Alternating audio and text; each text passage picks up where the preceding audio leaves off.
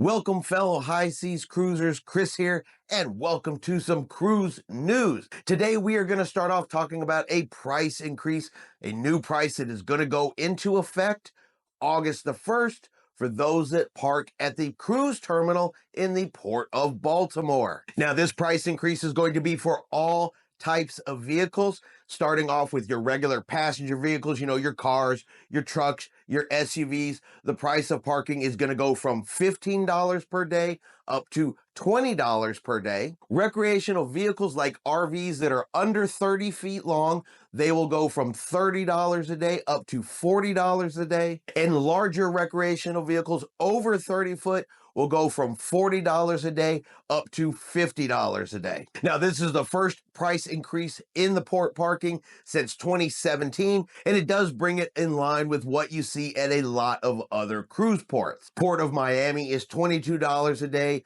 Port Canaveral is $17 a day. New Orleans is $25 a day. Long Beach is $23 a day. And Galveston is anywhere between $18 and $25 depending on where you park. So it does bring it in line with what you see at a lot of other cruise ports. So if you have an upcoming cruise in the Port of Baltimore, you like to park at the cruise terminal, well, after August the 1st, you will see your parking prices definitely go up to about 33% more than what you are currently paying. Now, we did a story earlier in the year where Princess Cruise Line said that the best price you would ever get for a cruise would be as soon as that cruise was available, meaning the earlier you booked, the better the price would be. And they specifically said as it got closer to the cruise, you would not see prices go down. You would only see prices go up. Well, now they are backing that up with their best price guarantee. They are running this new program from July the 1st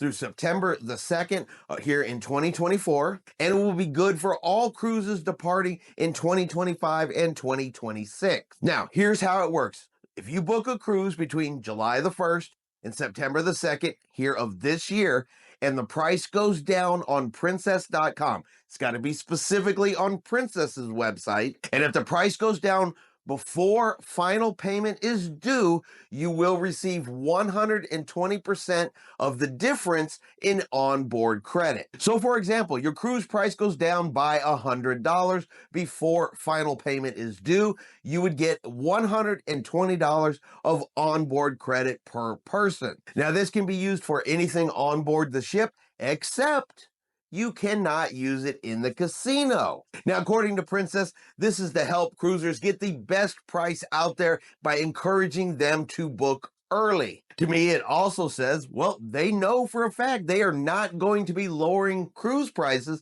at least before final payment is due for that particular sailing. So if you're going to see any kind of price drop, any kind of last minute deal for these upcoming cruises during this period, well, it's going to be after the final payment of that particular cruise. Because while it does sound like, hey, it's a great deal, I could get 120% of the price difference in onboard credit, we all know the cruise lines don't want to spend a bunch of extra money.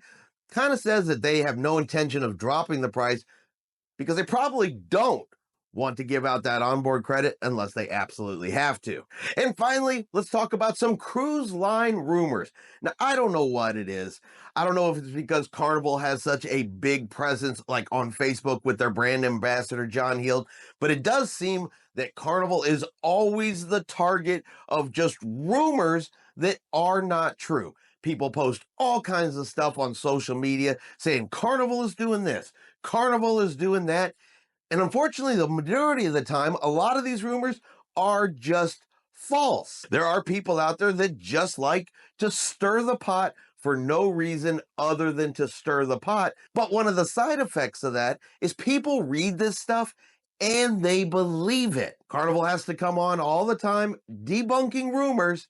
And here are just some of the recent ones that they've had to come out and say, look, this is just not true. One of the more recent ones posted out there says that everybody sailing on an Alaskan cruise has to have a passport. Well, this is not true. If you are a U.S. citizen sailing to Alaska, No, a passport is not absolutely required for your entry into Canada. Now, passports, of course, are always recommended, but it is not a requirement for US citizens taking these Alaska sailings. Now, if you're coming from another country, of course, you're going to have different requirements. And for any sailing, double check with the cruise lines just to make sure there's not something going on for that specific cruise that may have an additional requirement that is outside of the normal. But for your normal Alaska sailing, it is a closed loop cruise and a passport is not required. Now, for any transatlantic, trans-Pacific cruises in Europe, cruises in Australia, cruises in Asia, cruises in New Zealand, those do require a valid passport. And if you are stopping in Colombia or in Greenland, even if it is a closed loop cruise, those two also require passports. And for any additional passport information, like I said, check with the cruise line and see what the requirements are for yourself. Don't listen to somebody talking on Facebook that may be giving you the wrong information. And of course, there's other rumors going on out there. Like if you lose your sign and sail card, it will cost you $5 to get it replaced at guest services.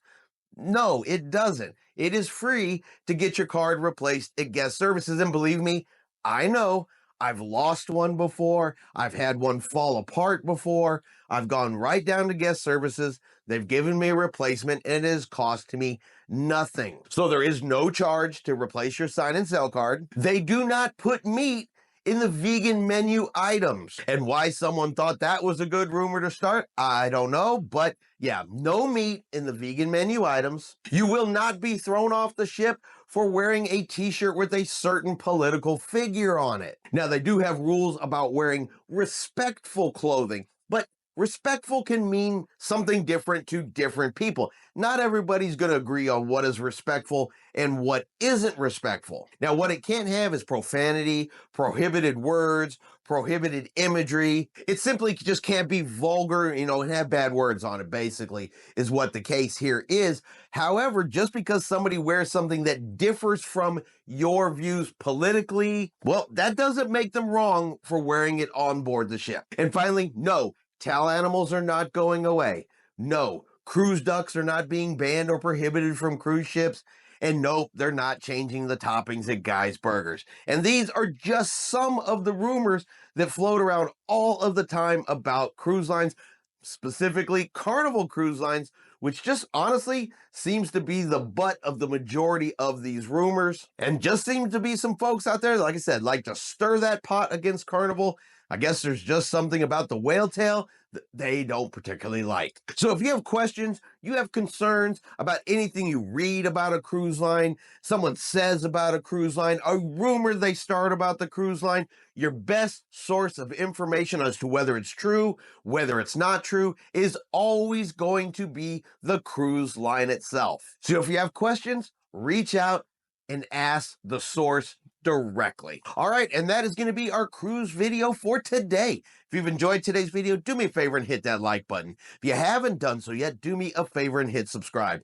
It is free to do so. Helps our channel grow. Let you know anytime we put out a new video. Hope everyone out there is having a really great day. And like always, we will see you out on the high seas.